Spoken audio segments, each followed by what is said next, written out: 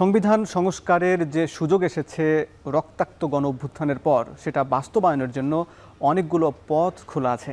অন্তর্বর্তীকালীন সরকারের অধ্যাদেশ, গণপরিষদ নির্বাচন, গণভোট কিংবা আগামী সংসদ নির্বাচন সব পথেই সংবিধান সংস্কার সম্ভব। তবে সংবিধান সংস্কারের উত্তম পথ কোনটা এ নিয়ে রাজনৈতিক দলগুলো ভিন্ন ভিন্ন মত দিচ্ছে। জুলাই সনদের বাস্তবায়ন কোন পথে, ভোটের ট্রেনে আজ আলোচনা করতে চাই। সঙ্গে আছি আমি হাসিব বিল্লাহ। জুলাই ঐকমত্য কমিশন জুলাই সনদের যে প্রাথমিক খসড়া চূড়ান্ত করেছে সেটি প্রকাশ হবার পর এ নিয়ে নানা বিতর্ক আলোচনা দেখা যাচ্ছে। এর মধ্যে একটি হচ্ছে গণপরিষদ নির্বাচন। এটি এমন একটি নির্বাচন যার মাধ্যমে কোনো দেশের সংবিধান প্রণয়নের জন্য একটি পরিষদ গঠিত হয়। এর মূল কাজ হলো দেশের জন্য একটি নতুন সংবিধান রচনা করা। দর্শক, গণপরিষদ নির্বাচনের ইতিহাস বাংলাদেশে রয়েছে এবং এটি মূলত 1970 সালে যে গণপরিষদ নির্বাচনের আয়োজন করে তৎকালীন ইয়াহিয়া সরকার। মূলত তার আগে আইয়ুব সরকার প্রায় 10 বছর ক্ষমতায় থাকার পরে যে গণঅভ্যুত্থান হয় তারপর ইয়াহিয়ার কাছে যে ক্ষমতা হস্তান্তর করে এবং ইয়াহিয়া খান একটি নির্বাচনের আয়োজন করেন এবং সেখানে মূলত সংবিধান, পাকিস্তানের জন্য কোনো সংবিধান ছিল না, সেজন্য একটি সংবিধান রচনার জন্য একটি গণপরিষদ নির্বাচন এর আয়োজন করেন এবং একই সঙ্গে এই গণপরিষদ সদস্যরাই আইনসভার দায়িত্ব পালন করবেন বলে সেখানে এই ম্যান্ডেট নিয়েই তারা কাজ শুরু করেন। কিন্তু দেখা যায় যে নির্বাচন হবার পরে যখন আওয়ামী লীগ বিপুল পরিমাণে এই সংখ্যাগরিষ্ঠতা পায়, কিন্তু পাকিস্তান তৎকালীন শাসক গোষ্ঠী বাংলাদেশের এই জনমতকে প্রাধান্য না দিয়ে তারা ক্ষমতা হস্তান্তরে টালবাহানা করে এবং তারপরে যে রাজনৈতিক এবং অর্থনৈতিক যে বৈষম্য সেটির বিরুদ্ধে প্রতিবাদের ঝড় শুরু হয় এবং তারপরে রক্তাক্ত 9 মাসের দীর্ঘ মুক্তিযুদ্ধের পর একটি দেশ স্বাধীন হয়। এই যে সংবিধান, এই যে গণপরিষদ নির্বাচন, আমরা গণপরিষদ নির্বাচন নিয়ে যে কথা বলছি, এখানে মূলত এই গণপরিষদ সদস্যরাই 10 এপ্রিল 1972 সালের এই গণপরিষদ এর প্রথম অধিবেশন হয় এবং তারপর 4 নভেম্বর প্রায় 7 মাস কাজ করার পরে 1972 সালে গণপরিষদ সংবিধানে অনুমোদন করে এবং সেই সংবিধান দিয়ে দেশ পরিচালিত হচ্ছে। এই সংবিধানে বেশ কিছু ত্রুটিপূর্ণ জায়গা রয়েছে। ক্ষমতা হস্তান্তরের একটি প্রক্রিয়া নিয়ে বেশ বিতর্ক হয়েছে। বাংলাদেশে প্রায় 12টি নির্বাচন হয়েছে, কিন্তু তবুও ক্ষমতা হস্তান্তর প্রক্রিয়াগুলো এখনও স্বচ্ছ নয়। এছাড়া প্রধানমন্ত্রীর একক ক্ষমতার কারণে এইগুলো বাংলাদেশে স্বৈরাচারের যে পথ তৈরি হয়েছে এ নিয়ে কিন্তু ব্যাপক বিতর্ক হয়েছে। এই জন্য এই সংবিধান নিয়ে কিন্তু প্রশ্ন উঠেছে। দর্শক, আমরা গণভোট নিয়ে আলাপ করছি, এরপরে যেহেতু গণপরিষদ নিয়ে আলাপ করছি, গণপরিষদের মাধ্যমে আবার নতুন একটি সংবিধান রচনার একটি দাবি উঠেছে। এ নিয়ে আমরা আলাপ করব। দর্শক, আরও যে কয়েকটি পদ্ধতি রয়েছে সেগুলো আমরা আলাপ করতে চাই। আরেকটি হচ্ছে গণভোট। দর্শক, গণভোট বাংলাদেশে এর আগেও গণভোটের ইতিহাস রয়েছে। গণভোট মূলত রাজনৈতিক বা সাংবিধানিক গুরুত্বপূর্ণ বিষয়ে জনগণের সরাসরি মতামত জানতে চাওয়া হয়। সাধারণত আইন কার্যকর করার আগে সরকার গণভোটের আয়োজন করে। গণভোটের ভোটাররা সাধারণত হ্যাঁ না ভোট দিয়ে তাদের মতামত প্রকাশ করেন। গণভোটের ইতিহাস যদি বলি, বাংলাদেশে গণভোট সাবেক রাষ্ট্রপতি জিয়াউর রহমানের সময় যে একটি গণভোট অনুষ্ঠিত হয়েছে তার প্রেক্ষাপট যদি একটু তুলে ধরি, 15 আগস্ট শেখ মুজিবুর রহমান কে হত্যার পরেই মূলত জিয়াউর রহমান যখন সেনাপ্রধানের দায়িত্ব নেন এবং তারপরে 3 নভেম্বর থেকে 7 নভেম্বর বেশ কিছু ঘটনাবহুল উল্লেখযোগ্য বেশ কিছু ঘটনাবহুল বিষয় ঘটে এবং তারপরেই মূলত 29 নভেম্বর 1976 সালে প্রধান সামরিক শাসক হিসাবে আবির্ভূত হন জিয়াউর রহমান এবং তারপরে 21 এপ্রিল 1977 সালে রাষ্ট্রপতি হন এবং তারপরেই মূলত সেই রাষ্ট্রপতির শাসনকে বৈধতা দেওয়ার জন্যই একটি গণভোট হয় 30শে মে এবং তারপরেই 1979 সালে রাষ্ট্রপতি নির্বাচন হয় এবং সেই নির্বাচনের যে 5ম সংশোধনী পাশ হয়েছিল এবং সেই 5ম সংশোধনীতে আমরা দেখেছি যে সামরিক শাসনামল অর্থাৎ 75 থেকে 79 সাল পর্যন্ত যে জারিকৃত ফরমান হয়েছে সামরিক শাসনামলে সেগুলোর বৈধতা দেওয়া হয়েছে। এছাড়া সংবিধানের প্রস্তাবনায় বিসমিল্লাহ এবং বাংলাদেশি জাতীয়তাবাদ, আগে ছিল বাঙালি জাতীয়তাবাদের পরিবর্তে বাংলাদেশি জাতীয়তাবাদ এবং আল্লাহর ওপর পূর্ণ আস্থা বিশ্বাস সংবিধানে অন্তর্ভুক্ত করা হয়। এই ছিল গণভোটের বাংলাদেশের ইতিহাস। আমরা যদি এছাড়াও বেশ কিছু আরও অন্য ভাবেও সংবিধানে অনেক কিছু যুক্ত করা যায়। তার একটি পথ হচ্ছে অধ্যাদেশ। অধ্যাদেশ হলো এক ধরনের আইন যা সাধারণত সংবিধানে না থাকলে জরুরি প্রয়োজনে বা বিশেষ পরিস্থিতিতে এই ধরনের আইন প্রণয়ন করা হয়, যা রাষ্ট্রপতি জারি করেন। পরবর্তীতে সংসদের প্রথম অধিবেশনে এই অধ্যাদেশটি বিল আকারে পেশ হয় এবং সংসদ কর্তৃক অনুমোদিত হলে তা পূর্ণাঙ্গ আইনে পরিণত হয়। এখানে মূলত অধ্যাদেশ যখন হয়, সংসদ যদি অধিবেশন না থাকে তাহলে, এবং তারপর রাষ্ট্রপতি এই অধ্যাদেশ জারি করেন, পরবর্তী সংসদে অনুমোদন দেন এবং সংসদ অনুমোদন না করলে তা অকার্যকর হয়। বাংলাদেশে অনেকগুলো অধ্যাদেশের ঘটনা ঘটেছে, সেই 1975 থেকে শুরু করে এখন পর্যন্ত অনেকগুলো অধ্যাদেশের ঘটনা ঘটেছে বাংলাদেশের সংবিধানে। দর্শক, এছাড়াও সংবিধান সংশোধনের উল্লেখযোগ্য পথ হচ্ছে সংসদ। মূলত জনগণের নির্বাচিত সরকারই এই সংবিধান সংশোধন করে থাকেন এবং সংশোধনের প্রধান ক্ষমতা জাতীয় সংসদের উপর ন্যস্ত। সংবিধানের 142 অনুচ্ছেদ অনুযায়ী সংসদ একটি বিল পাশের মাধ্যমে সংবিধানের যে কোনো বিধান সংযোজন, পরিবর্তন, প্রতিস্থাপন বা বাতিল করেন। সংসদের একজন সদস্য বিলটি উত্থাপন করেন এবং 2/3 সংখ্যাগরিষ্ঠ সদস্যদের ভিত্তিতেই মূলত এটি পাশ হয় এবং তারপর রাষ্ট্রপতির সম্মতির মাধ্যমেই সেটি আইনে রূপান্তর হয়। দর্শক, এই যে সাংবিধানিক পরিবর্তন, সংশোধন, এই সংস্কার, এই যে ইস্যুগুলো আমরা দেখলাম, এইভাবেই মূলত সংবিধানের সংস্কার করা যায়। বাংলাদেশে যেহেতু বর্তমানে যে সংস্কার আয়োজন বা সংস্কার নিয়ে আলাপ হচ্ছে, তার মধ্যে সংবিধানের সঙ্গে সম্পৃক্ত প্রায় 50 বিষয়, সেইগুলো সংস্কার কিভাবে হবে, কোন প্রক্রিয়ায় হবে, এই নিয়ে কিন্তু বিতর্ক চলছে। আমরা রাজনৈতিক দলগুলোর সঙ্গে আজকে আলাপ করব ভোটের ট্রেনে। দেখছেন ভোটের ট্রেন।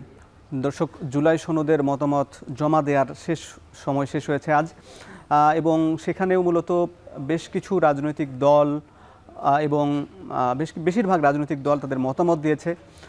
সেখানে নানান বিতর্ক রয়েছে। আমরা সে বিষয়গুলো নিয়ে আলাপ করতে চাই। আজকে ভোটের ট্রেনের স্টুডিওতে আছেন জাতীয় নাগরিক পার্টির যুগ্ম মুখ্য সংগঠক সাইফুল্লাহ হায়দার, এবং আমাদের সঙ্গে সরাসরি যুক্ত আছেন বিএনপির তথ্য ও গবেষণা সম্পাদক আজিজুল বারী হেলাল।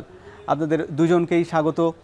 ভোটের ট্রেনের শুরুতেই সাইফুল্লাহ হায়দার, আপনার কাছে জানতে চাই, এই যে গণপরিষদ নির্বাচন নিয়ে যে এত আলাপ হচ্ছে, আপনারা মূলত শুরু থেকেই বলে আসছেন গণপরিষদ নির্বাচনের কথা। এখানে একটু আমি জানতে চাই যে গণপরিষদ নির্বাচন হলে যে বর্তমান যে সংবিধান, বিদ্যমান সংবিধান আছে, সেইটির নতুন করে লিখতে হবে, আবার একই সঙ্গে সেই পুরনো সংবিধান বা 72-এর যে বর্তমান সংবিধান, সেটিকে একেবারে আপনারা বাতিল করে পুনরায় নতুন করে লেখার কথা বলছেন, না গণপরিষদ বলতে আসলে এই মুহূর্তে কোন বিষয়টি বলছে এনসিপি, একটু ব্যাখ্যা করবেন? আচ্ছা, ধন্যবাদ।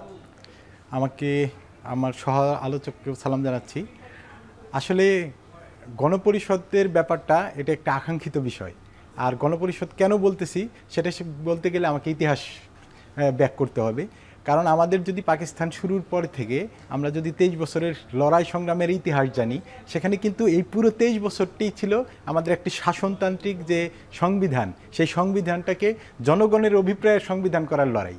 এই কথাটি কেউ বলে না, কোনো সংবিধান বা ইতিহাসবিদ। আমরা অনেক শোষণ বঞ্চনার কথা বলি, কিন্তু পাকিস্তান সৃষ্টির পরে আমরা যদি মোহাম্মদ আলী জিন্নার কথা বলি, তারপরে যারা হচ্ছে শাসক শ্রেণী আছে, 7 বছর একটি শাসনতান্ত্রিক প্রক্রিয়ার মধ্য দিয়ে 7 বছর পরে একটি সংবিধান আসলো। মাত্র 2 বছরের মধ্যে সেই সংবিধান আবার একটি সামরিক শাসকের মাধ্যমে সেটাকে অ্যাবলিশ করে দেওয়া হলো, এবং পরবর্তীতে আবার একটি দীর্ঘ লড়াই সংগ্রামের মাধ্যমে 62 সালে আবার একটি সংবিধান আসলো। কিন্তু সেই সংবিধানের বিরুদ্ধেই কিন্তু আমাদের পূর্ব বাংলার জনগণ তাদের যে অভিপ্রায়, প্রায় 500-র অধিক তারা সংশোধনী দিয়েছিল সেই সংবিধানের ক্ষেত্রে, কিন্তু সেই 500-র অধিক সংশোধনী কিন্তু তারা বাস্তবায়ন হয় নাই, এবং এইটাকে কেন্দ্র করেই কিন্তু আবার দীর্ঘ লড়াই সংগ্রামের মধ্য দিয়ে এই সংবিধানের মধ্য দিয়ে কিন্তু মৌলিক গণতন্ত্র বলে একটা ব্যাপার ছিল, সেটাও কিন্তু আইয়ুব খান এই সংবিধানে অন্তর্ভুক্ত করেছিল। এবং তার পরবর্তীতে এই দীর্ঘ সংগ্রামের পরে আবার কিন্তু যে নির্বাচনটা হয়েছিল 70 সালে, যে ঐতিহাসিক নির্বাচন, সেটাও কিন্তু মূলত এই সংবিধানকে প্রণয়ন করার জন্য গণপরিষদ নির্বাচনই তারা হয়েছিল, এবং সেটার সিস্টেমটা ছিল প্রথমে সংবিধান রচনা করা হবে, পরবর্তীতে সেই সংসদ সরকার হিসাবে পরিগণিত হবে। আমি এই ইতিহাসটা এই জন্য বললাম, কারণ হচ্ছে আমরা যে পাকিস্তান লড়াই সংগ্রামের ইতিহাসের কথা বলি, সেখানে শোষণ বঞ্চনার সাথে সাথে এই যে শাসনতান্ত্রিক লড়াই, এই লড়াইয়ের 63 বছরের কথা কোনো রাজনৈতিক দল সেভাবে সামনে নিয়ে আসে না। কিন্তু আপনি যদি ইতিহাসকে পর্যালোচনা করেন, আপনি এই জিনিসটা দেখতে পারবেন। এখন 70 পরবর্তী সংবিধানের কথা আমি বলি। 72 সালে যে সংবিধানটা হয়েছিল, সেই সংবিধানটা কিন্তু যে নির্বাচিত সংসদ এই সংবিধানটা প্রণয়ন করে, তারা কিন্তু 70 সালের সেই লিগ্যাল ফ্রেমওয়ার্কের অধীনে নির্বাচিত যারা সংসদ সদস্য ছিল, তারাই পরবর্তীতে আপনার হচ্ছে মার্চের যে 23 তারিখে যে লেজিসলেটিভ অ্যাসেম্বলি ঘোষণা করা হয়, সেই লেজিসলেটিভ অ্যাসেম্বলির মাধ্যমে তারা যে সংবিধানটা প্রণয়ন করে, তারাই কিন্তু নির্বাচিত ছিল, সেই 70-এর নির্বাচিত সংসদ সদস্যরা। আপনি নতুন একটা দেশ পেয়েছেন। পাকিস্তানের যারা সংবিধান রচনার জন্যই যারা ক্ষমতায় বা নির্বাচন করেছিলেন, তারাই বাংলাদেশের সংবিধান রচনা করেছিল। এখানে কিন্তু আরেকটা পরিলক্ষিত বিষয়, মাওলানা ভাসানীর যে দল ছিল, ন্যাব ভাসানী সহ আরও কিছু দল কিন্তু 70-এর নির্বাচনে অংশগ্রহণ করে নাই। তাহলে আপনি যখন 70 পরবর্তী 72-এর যে সংবিধান আপনি রচনার কথা বলেন, 72 সংবিধানের কথা বলেন, সেই 72-এর সংবিধান যখন আপনি রচনা করেছেন, মাওলানা ভাসানীর মতো বড়, ভাসানী ন্যাপের মতো বড় একটি দল তখন কিন্তু সংসদের বাইরে, গণপরিষদের বাইরে, তাদেরকে বাইরে রেখে আপনি একটা নির্বাচন একটা সংবিধান রচনা করলেন 72 সালে। কিন্তু তারপরেও আমি বলবো যে শাসনতান্ত্রিক একটা লড়াইয়ের মধ্য দিয়ে, রক্তক্ষয়ী মুক্তিযুদ্ধের মধ্য দিয়ে একটা সংবিধান প্রতিষ্ঠিত হলো। কিন্তু প্রথমে যে গলতটি, আমরা কিন্তু এখানে মূলনীতি নিয়ে কথা হচ্ছে নতুন আমাদের ঐক্যমত্য কমিশনে, প্রথমে যে গলতটি ছিল আমাদের যে মুক্তিযুদ্ধের ঘোষণাপত্র, সেই ঘোষণাপত্রর বাহিরে গিয়ে একটি দলের 4টি ঘোষণাপত্র, মূলনীতির যে 4টি বিষয়টা রয়েছে, সেটি শুধুমাত্র একটি দলের ওই 4টি মূলনীতিকে সংবিধানে কি করা হলো, প্রতিস্থাপন করা হলো। এবং এই সংবিধানটি পুরোপুরি যে শেখ মুজিবকে সামনে রেখে বলা হয়েছে, এটাও কিন্তু ডক্টর কামাল হোসেন তার একটা সংবিধান বিতর্কে একটা বক্তব্যে সেটা বলছে যে তখন আমাদের বড় লিডার ছিল শেখ মুজিব, তাকে সামনে রেখেই অনেকটা সংবিধানটা রচনা করা হয়েছে।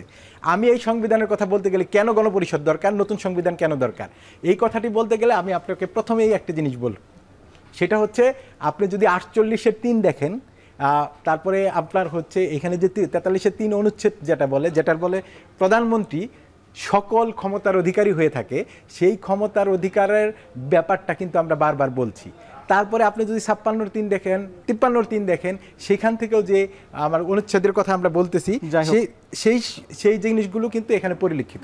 আপনি মৌলিক অধিকারের কথাগুলো বলেন, আপনি 26 থেকে 47 এখানে যে মৌলিক অধিকারের কথা বলা হয়েছে, এইখানে আপনি যখন আবার সংবিধান সংশোধনের কথা বলছেন, সেই সংবিধান সংশোধনের মধ্য দিয়া এই মৌলিক অধিকারের অনেকগুলো বিষয়কে আপনি পাশ কাটিয়ে যাচ্ছেন। আপনাকে একটা উদাহরণ দেই, সেই উদাহরণটা হলো 73-এ যখন আপনার 74-এ যখন বিশেষ ক্ষমতা আইন পাশ করা হয়, 26-এর 3 অনুচ্ছেদে এই বিশেষ ক্ষমতা আইনকে কি করা হয়, লেজিসলেটিভ দেওয়া হয়। এবং তার মধ্য দিয়ে আমাদের 33 অনুচ্ছেদে যে মৌলিক অধিকারের যে ক্ষমতায়নের কথা বলা হয়েছিল, সেটাকে কিন্তু কি করা হয়, এই নিবর্তনমূলক আইনে কোনো প্রকার প্রশ্ন করা যাবে না, মৌলিক অধিকারের সাথে সাংঘর্ষিক, এই জিনিসগুলোকে সামনে নিয়ে আসা হয়। তো আমি বলবো তখন আপনি এতগুলো অনুচ্ছেদ যেখানে সাংঘর্ষিক, আপনার মৌলিক অধিকারের যেখানে হচ্ছে খর্ব করা হচ্ছে, নিবর্তনমূলক আইনে আপনার হচ্ছে এই মৌলিক অধিকারকে উজ্জ্বল রাখা হবে, এই কথাগুলো বলা হচ্ছে। এই সংস্কারগুলো কিন্তু আলাপ হয়েছে মৌলিক অধিকার। হ্যাঁ, আমি এই কথাগুলো কেন টানছি সেটা বলি। এই টানার মধ্য দিয়ে আমরা কিন্তু দেখছি 91 সালে কি হয়েছে। 91 সালে 3 দলের একটা রূপরেখা হয়েছে। 91 সালের 19 নভেম্বর থেকে 20 নভেম্বর, তখন হচ্ছে হেলাল ভাইরাও সেই আন্দোলনে ছিল এবং তারাও ছাত্ররা সেই আন্দোলনের মধ্য দিয়ে একটা রূপরেখা দিয়েছিল। কিন্তু সেই রূপরেখার মধ্য দিয়ে তারা যে আন্দোলনটা পেয়েছে বা তারা যে বিষয়টা সামনে নিয়ে এসেছে, তখন কিন্তু সেটা কিন্তু পরবর্তীতে 96-94 নির্বাচনে কিন্তু সেটা কি হয়ে গেল, অ্যাবলিশ হয়ে গেল। জি, এই নিয়ে আপনার সঙ্গে আরো কথা বলবো।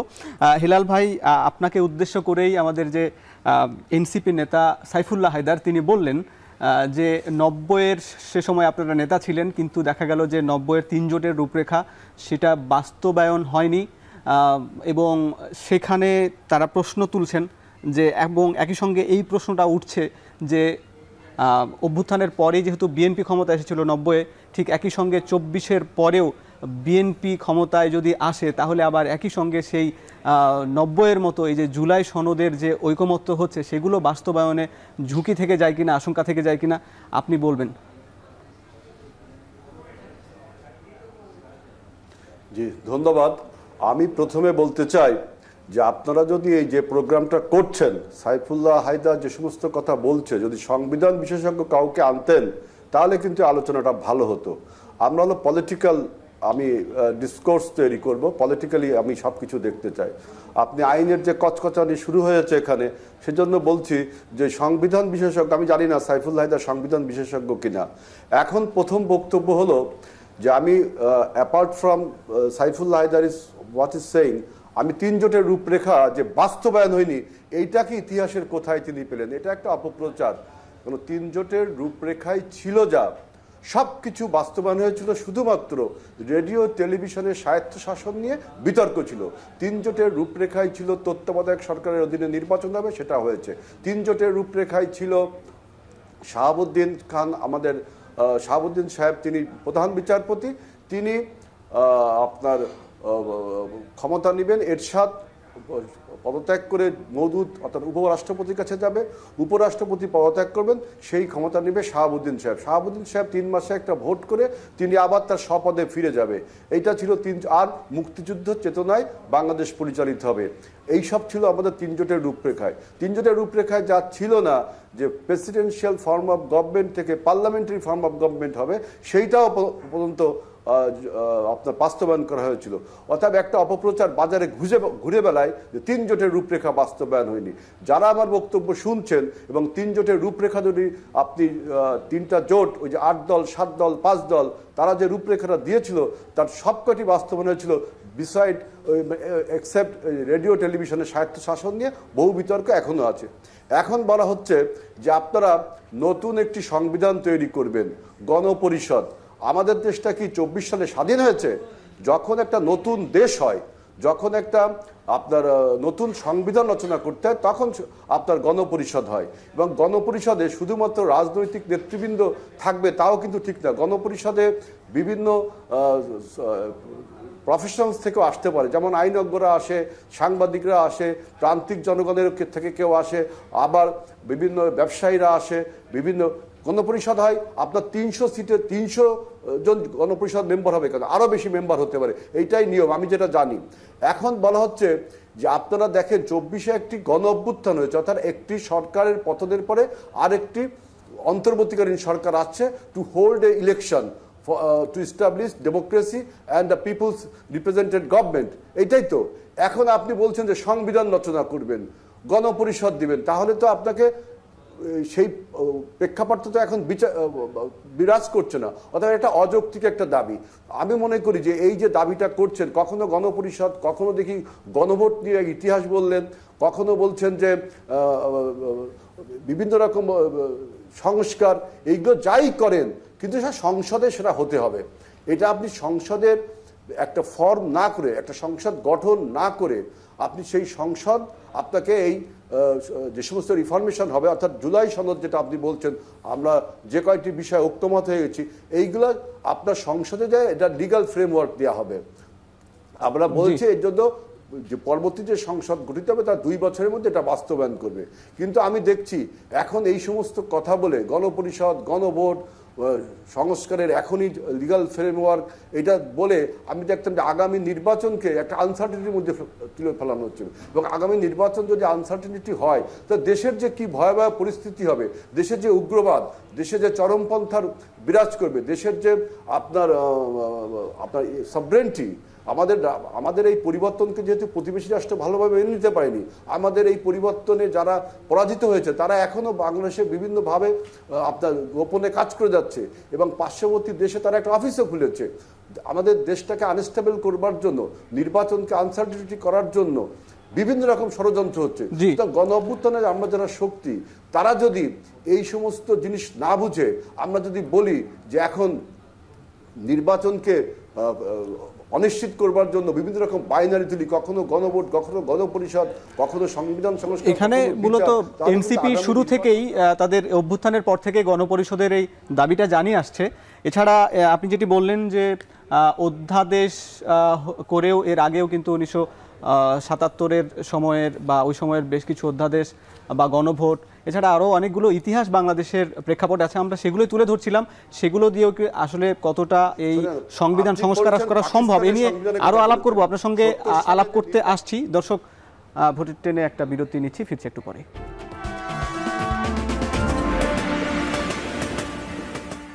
RICL TMX, যুগের পর যুগ স্থাপনা থাকে মজবুত।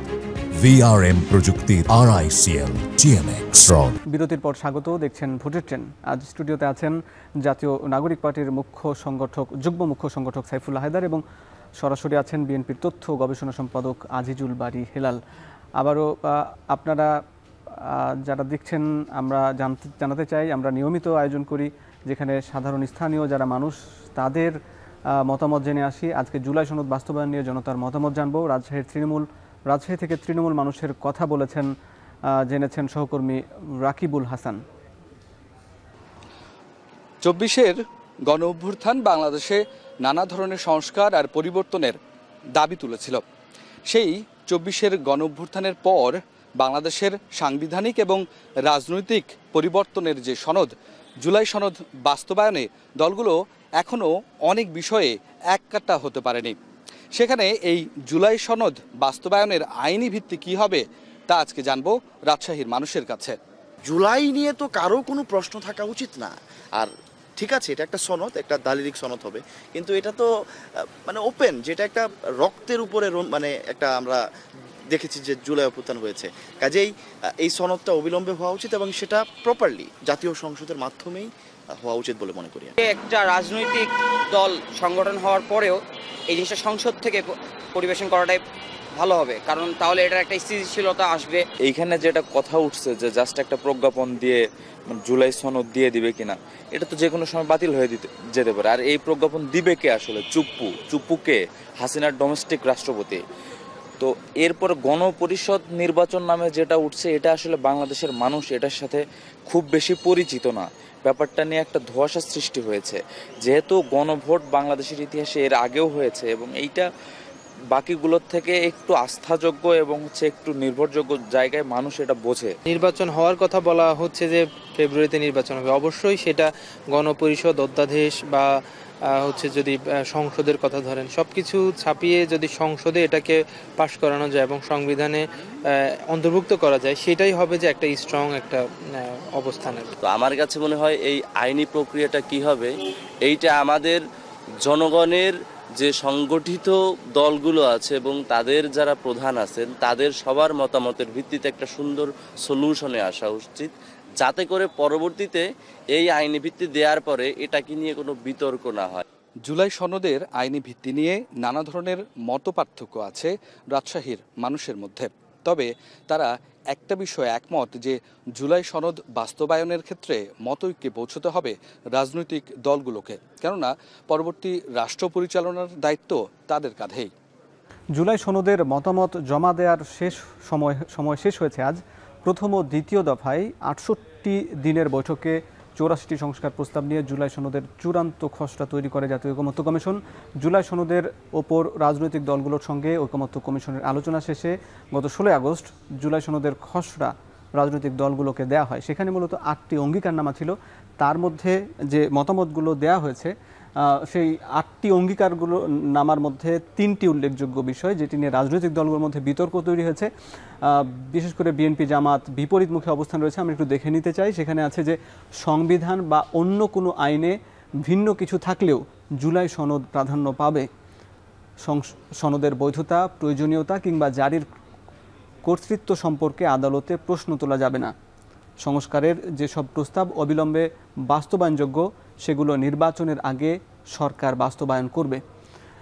দর্শক, এই বিষয়ে দেখা গেছে যে বিএনপি বিশেষত এই বিষয়গুলোতে আপত্তি জানিয়েছে, কিন্তু ঠিক এর বিপরীতে অবস্থান করেছে জামাত ইসলামী। বিএনপি নেতা আজিজুল বারী হেলাল ভাই আমাদের সঙ্গে আছেন।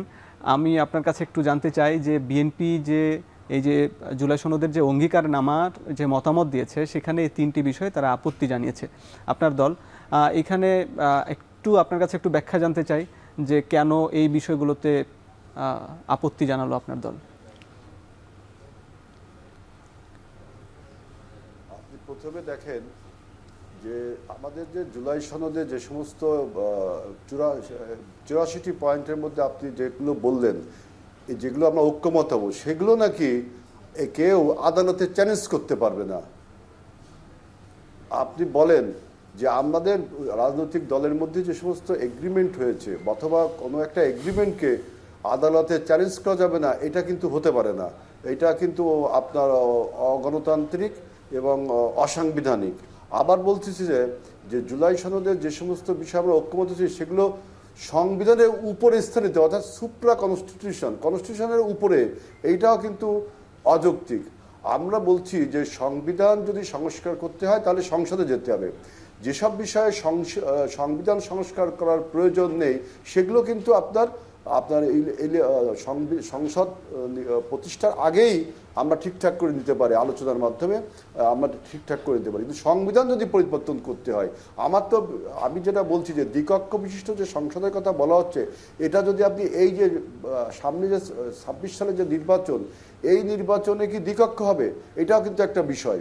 তারপরে আপনি যে পিআর পদ্ধতি দিয়ে যে আজকে নির্বাচনকে আনসার্টেনিটি করতে বলছেন, সে পিআর পদ্ধতি যদি ইন্ট্রোডিউস করতে যান সংবিধান পরিবর্তন করতে হবে। তো সংবিধানটা পরিবর্তন কি আপনি পরবর্তী যে সংসদ গঠিত হবে সেখানে হবে।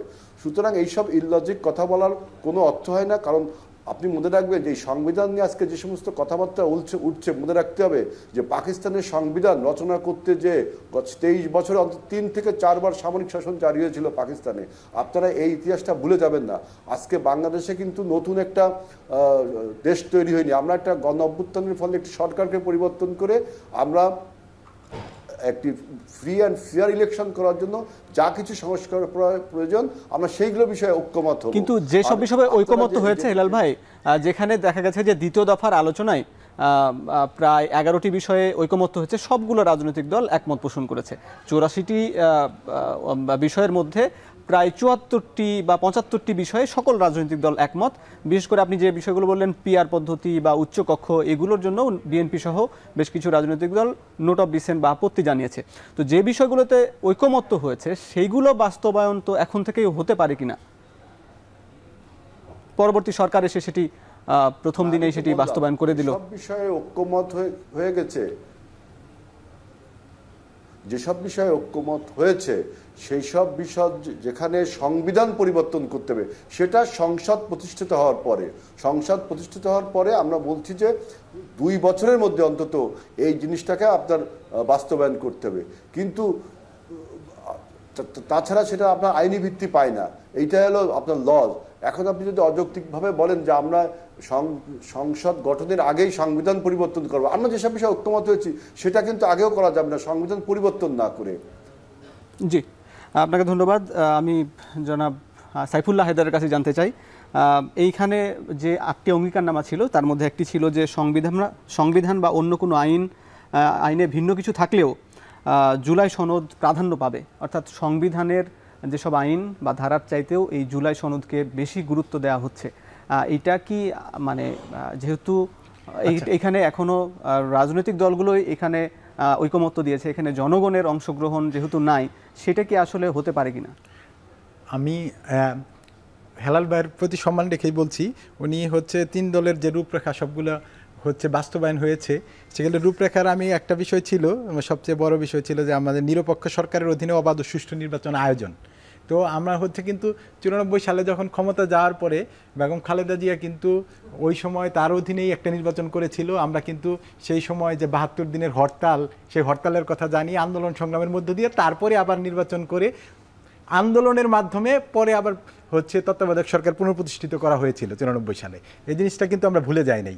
এবং তার পরবর্তীতে আবার শেখ হাসিনা এসে 142 অনুচ্ছেদের মার পেছে, 2/3 মার পেছে, সে কি করলো, এই হচ্ছে পুরো ব্যবস্থাটাকেই কি করলো, বাতিল করে দিল। আমরা KM হাসানের কথাও ভুলে যাই নাই। 2007 সালে 1/11 আসার পেছনে বড় রাজনৈতিক দল হিসাবে তাদের আমি 16 বছরের আন্দোলন সংগ্রামকে সম্মান করি, কিন্তু তারাও 1/11 আসার পেছনে এই জিনিস কিন্তু তারা কিন্তু ভুলে যাইতে পারে না। ওই KM হাসান যখন তাকে প্রধান বিচারপতির বয়স বাড়িয়ে তাকে তত্ত্বাবধায়ক সরকার বানিয়ে নির্বাচন করার যে প্রক্রিয়া, সেটাও কিন্তু হয়েছে বাংলাদেশে, এবং তার মধ্য দিয়ে 1/11 এসেছে। 1/11 পর কি হয়েছে সেটা আমরা জানি। আমি নতুন সংবিধানের এখানে যে আমরা আইনি ভিত্তির কথা বলতেছি, সেই আইনি ভিত্তিটা আপনি বলি, আপনাকে একটা জিনিস বুঝতে হবে, সংবিধান হচ্ছে সুপ্রিম ল। আপনার সুপ্রিম ল আর হচ্ছে অর্ডিনারি ল এর মধ্যে আপনাকে পার্থক্যটা জানতে হবে। আপনি যখন অধ্যাদেশের কথা বলেন, একটা অধ্যাদেশের মাধ্যমে যখন আইন হবে তখন সেটা হবে একটা অর্ডিনারি ল, সেটা সুপ্রিম ল না। এবং সাংবিধানিক সংস্কারের কথা যখন বলা হয়, সংবিধান সংস্কারের সাথে সাথে আপনাকে কিছু জিনিসকে ফ্রেমওয়ার্ক করতে হবে। আমরা কিন্তু ঐক্যমত্য কমিশনে আলোচনা করেছিলাম এই তত্ত্বাবধায়ক সরকারের মতো যে ব্যবস্থাটা বা নিরপেক্ষ নির্দলীয় সরকারের যে ব্যবস্থার কথা আমরা বলছি বা অন্তর্বর্তীকালীন সরকারের ব্যবস্থার কথা আমরা যেটা বলছি, যদি 142-এর মারপেসে আবারও কেউ এটা পরিবর্তন করে ফেলে, 142 অনুচ্ছেদের মারপেসে মানে 2/3 আপনি পেলেন, তারপরে আপনি এটা পরিবর্তন করে ফেললেন, তখন আবার কি হবে? তাহলে আবারও সেই ফসিবাদ কায়েম হইতে পারে। তো আমরা আরও এখানে তো অনেকগুলো বলা আছে যে আমাদের এখানে বলা হচ্ছে যে জুলাই সনদের কথা বলা হয়েছে যে এটা সংবিধানের উপরে বা আদালত প্রশ্ন করবে না, কিন্তু বর্তমানে একজিস্টিক সংবিধানে আমরা দুর্নীতির কথা বলি 80-3 অনুচ্ছেদে, 80-3 অনুচ্ছেদ, আমি আবারও বলছি 80-3 অনুচ্ছেদে আপনার যত অর্থ বিল আছে ওইখানে গত সংসদে পাশ করছে যে যত দুর্নীতি হোক, যত মানে মেগা প্রজেক্টই হোক না কেন, এটা সংসদে কি করা যাবে না, প্রশ্ন মানে আদালতে এটা প্রশ্ন তোলা যাবে না, আদালত এই বিল সম্পর্কে প্রশ্ন করতে পারবে না। তার মানে কি এই সংবিধানে অনেকগুলো জায়গা আছে যে জায়গাগুলো মানে এই সংবিধানে অনেকগুলো জায়গা আছে যে জায়গাগুলো সংস্কারের কথা বলতে হবে। আমরা একটা মিনি পার্লামেন্ট হয়েছে, মিনি গণপরিষদ, আমি বলবো যে অভ্যুত্থানের পরে সব থেকে ভালো একটা বিষয় হয়েছে যে সব রাজনৈতিক দল এক জায়গায় বসে ঐক্যমত্য কমিশনের আলোচনা করেছে। এখন এই আলোচনার মধ্যে দিয়ে আপনি কিভাবে এটাকে গণপরিষদের কথা আমরা কেন বলছি, আপনি স্বীকার করেন বা না করেন, 3 তারিখে যখন নাহিদ ইসলাম এক দফার ঘোষণা দিছে, সে তার মৃত্যুপরণা সাইন করছে। আপনি যে 100 জরুরি মানে আপনি যে জরুরি অবস্থার মধ্য দিয়া আদালতের রায় নিয়া এই সরকার যাদের কাছে এই চুপ্পুর কাছে যখন হচ্ছে শপথ গ্রহণ করছে, এই শপথ গ্রহণের মধ্য দিয়ে আপনি কিন্তু এই একজিস্টিং সংবিধানের মধ্যে ঢুকে গেছেন। যখন আপনি একজিস্টিং সংবিধানের মধ্যে ঢুকে গেছেন, পরবর্তীতে আজ থেকে 10 বছর বা 15 বছর পরে এসে এই 158 জন সমন্বয়ক যারা আন্দোলন করছে তাদের আপনি কিভাবে সুরক্ষা গার্ড দিবেন? এই সংবিধানের ভিতরে থেকে, এই সংবিধান সংস্কার করে? আপনি যদি এই সংবিধানকে বহাল রেখে আজকে যদি যতই সংস্কার করেন, আজ থেকে 15 বছর পরে যদি এই পরিবারের বা এদের মধ্যে কেউ আসে, তারা যদি আবার হচ্ছে এই আদালতে যায়, আদালত যদি তারা চ্যালেঞ্জ করে ওই যে অনুচ্ছেদের কথা বলছেন, যে পেপারের বলে তারা বলছেন, ওই পেপার যদি দেখতে চায়, তখন কি তারা যদি বেঁচে থাকে তাদেরকে আপনি কিভাবে সুরক্ষা দেবেন? তাদেরকে তো ফাঁসির দলিতে ঝোলাবে। এই একজিস্টিং সংবিধান 7 কি আছে, আপনি হচ্ছে কোনোভাবে কোনো প্রক্রিয়ায় আপনি কি করতে পারবেন না, ক্ষমতা দখল করতে পারবেন না। আপনি যখন এটা পরিবর্তন না করবেন, এগুলা যদি গণপরিষদের মাধ্যমে আপনি সংবিধান আপনার মতো করে লেখেন। আমরা কিন্তু বলদিন নির্বাচন পিছানোর কথা, বারবার সবাই মনে করে যে আমরা হচ্ছে গণপরিষদের কথা বললে নির্বাচন পেছানোর কথা বলছি। কখনোই আমরা নির্বাচন পিছানোর কথা বলি না। আপনি 70 সালের মডেলটাকে অনুসরণ করেন না কেন? নির্বাচন আপনি হচ্ছে ডিসেম্বরে দেন, কিন্তু আপনি একটা লিগাল ফ্রেমওয়ার্কের অধীনে, যেগুলো ঐক্যমত্য কমিশনে আসছে, খুবই সহজ বিষয়। ঐক্যমত্য কমিশনে যারা যারা একমত হয়েছে, এগুলো লিগাল ফ্রেমওয়ার্কের অধীনে রাষ্ট্রপতি এটাকে একটা লিগাল ফ্রেমওয়ার্কে করবে, সবাই সিগনেচার করবে। সিগনেচার করে পরবর্তী নির্বাচন যখন হবে, নির্বাচনের আগে বলবে যে আগামী 2 মাস বা সপ্তাহে 3 দিন বা 2 দিন যে অধিবেশন হবে তারা হচ্ছে গণপরিষদ হিসাবে কাজ করবে, 3 দিন বাকি সরকার হিসাবে, সংসদীয় সরকার হিসাবে কাজ করবে। ওই সংসদ সদস্যরাই থাকলো, কোনো সমস্যা নাই। 70 সালে যেরকম নির্বাচন হয়েছে, এখনও এরকম একটা নির্বাচন করেন। আপনারা নির্বাচনের কথা বলতেছেন, খুব দ্রুত নির্বাচন করেন, আমরা ডিসেম্বরে নির্বাচন চাই। কিন্তু গণপরিষদ এবং সংসদ নির্বাচন তো একসাথে হওয়ার মডেল আছে। আর আপনি যেটা বললেন যে সংবিধান পরিবর্তন হয় নাই, 23 সালে উজবেকিস্তানের সংসদ পরিবর্তন হয়েছে। মিনিমাম গত 5 বছরে আমি 10টা দেশ দেখাইতে পারবো যারা হচ্ছে কোনো বিপ্লব হয় নাই, কোনো কিছু হয় নাই, তারা সংবিধান মনে করছে, জনগণ মনে করছে যুগের সাথে সবকিছু পরিবর্তন করা দরকার, তারা হচ্ছে নতুন সংবিধানের জন্য গণপরিষদ করছে। আর আবার বেশ কিছু গণপরিষদ বা গণভোট সেগুলো জনগণ মেনে নেয়নি, এরকমও কিছু অভিজ্ঞতা আছে। আমি সেটা আলাপ করবো এই বিষয়ে, অবশ্যই আছে। সেই ভোটের টেনে নিচ্ছে। আরো একটা বিরতি, ফিরছে একটু পরে, সঙ্গে থাকুন। বিরতির পর স্বাগত, দেখছেন ভোটের ট্রেন। আলোচনা করছি জুলাই সনদ বাস্তবায়ন নিয়ে। এ পর্বে আলোচনার আগে চলুন জেনে নিই ভোট নির্বাচন নিয়ে রাজনীতিকরা কি বক্তব্য দিলেন রাজনীতির মাঠে। আপনাদের কর্মসূচির কারণে যদি আজকে কোনো কারণে এই দেশের নির্বাচন হবে কি হবে না, এটি নিয়ে মানুষের মধ্যে এক ধরনের আশঙ্কা জমে, তাহলে লাভবান হবে পলায়নকৃত স্বৈরাচার। সেটির জন্য কি আপনারা 2024-এর 36শে জুলাই করেছিলেন? আজকে আমাদের যে উন্নয়ন পরিকল্পনা, সেই উন্নয়ন পরিকল্পনা তৈরি করার সময় আমাদের সচেতন থাকতে হবে যাতে আমরা বাংলাদেশের পরিবেশকে আর নতুন করে কোনো ধ্বংস না করি। বিএনপি নির্বাচন অবশ্যই চায়, সেই নির্বাচন চাই এই বিচারকে নিশ্চিত করার জন্য, বিচারগুলোকে ত্বরান্বিত করার জন্য। আমরা বলেছি এই সংস্কারের ভিত্তিতে নির্বাচন হতে হবে, এবং এই সংস্কারের ভিত্তিতে নির্বাচন হতে হলে সংস্কারের একটি আইনগত ভিত্তি দিতে হবে, এবং সেরকম আইনগত ভিত্তি দেওয়া সম্ভব। কোন একটি বিশেষ দল বা গোষ্ঠী সংস্কারের সাথে সম্পৃক্ত থেকেও নির্বাচনের পূর্বে এখনই আইনি ভিত্তি দিয়ে তার ভিত্তিতে নির্বাচন করার ক্ষেত্রে বাধা সৃষ্টি করছে। দিনের পর রাতে বাক্সে ঢুকিয়ে আমাদের দেশকে আবার সন্তান হারা করবে, আমাদের সন্তানরাও পঙ্গু হবে, আমাদের দেশের টাকা বিদেশে প্রচার হবে, আর সর্বত্র চাঁদাবাজি চলবে। এই পদ্ধতির নির্বাচন আমরা চাই না, হতে দেব হবে না এবং করতে পারবে না ইনশাআল্লাহ। বিরতির পর স্বাগত। আলোচনা করছি, যুক্ত আছেন এনসিপি নেতা এবং বিএনপি নেতা, আছেন তথ্য গবেষণা সম্পাদক আজিজুল বারী হেলাল ভাই। আপনার সঙ্গে আগে শুরুতে পর্বে আলোচনা করতে চাই।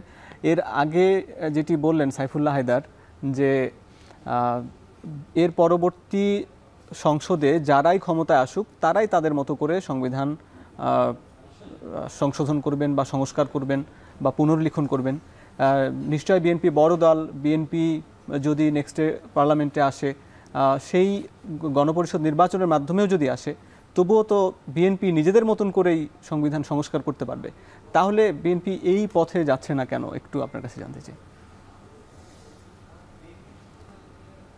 আপনি উদ্দেশ্যটা দেখেন, আপনি এনসিপি এবং জামাতের উদ্দেশ্যটা দেখেন, যে এখানে বলা হচ্ছে ৭০ সালের মডেল, এখানে বলা হচ্ছে ইয়াহিয়ার মডেল।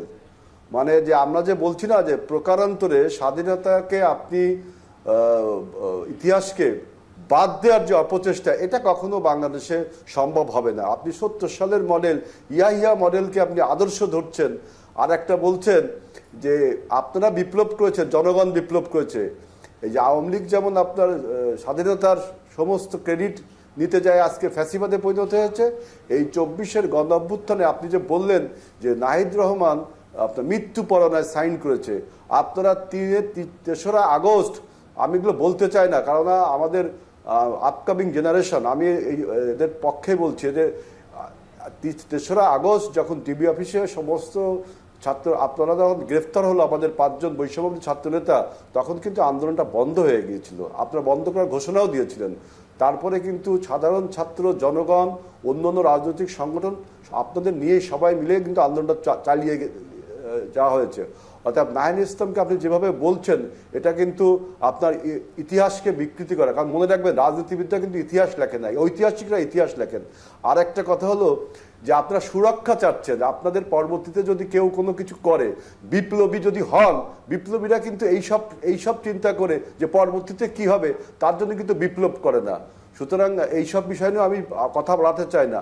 আর একটা বলছেন ৩ জোটের রূপরেখায় কি তত্ত্বাবধায়ক সরকার ছিল ওই বছর ৯১ সালের নির্বাচনের জন্য, ৯৬ সালের নির্বাচনের জন্য না। ৯৬ সালের রাজনৈতিক দলগুলো যখন আবার বলে যে তত্ত্বাবধায়ক সরকার দরকার, তখন বিএনপি সেটা অনেক সংগ্রাম এবং অনেক স্ট্রাগল করে কিন্তু সেই তত্ত্বাবধায়ক সরকার প্রতিষ্ঠা করেছিল।